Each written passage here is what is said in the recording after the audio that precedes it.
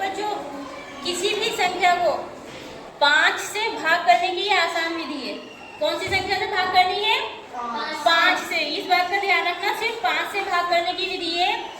संख्या जिसको आप भाग कर रहे हो वो क्या है? 2 अंकों की है, 3 अंकों की हो या 4 अंकों की है या 5 अंकों की भी हो, कितनी भी बड़ी संख्या हो, आपको क्या करना है? उसमें सिर्फ 2 से गुणा कर देनी है। जैसे कि 63 में हम 5 से भाग कर रहे थे, 63 को 2 से गुणा करें तो 126 आया।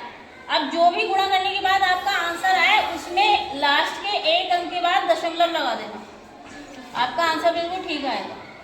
जैसे कि यहाँ 122 को 5 से भाग कर रहे हैं, 122 की जब 2 से गुणा करी तो 244 आया।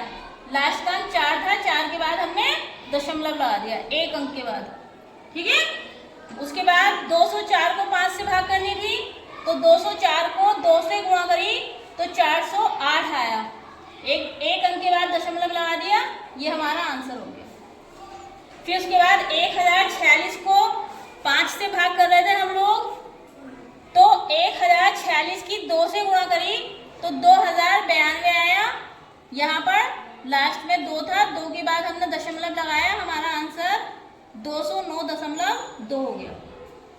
उसके बाद ये आपका था 23,046, इसको 5 से भाग करनी थी। जब हमने इस संख्या को 2 से गुणा करी तो हमारा ये आया 46,092।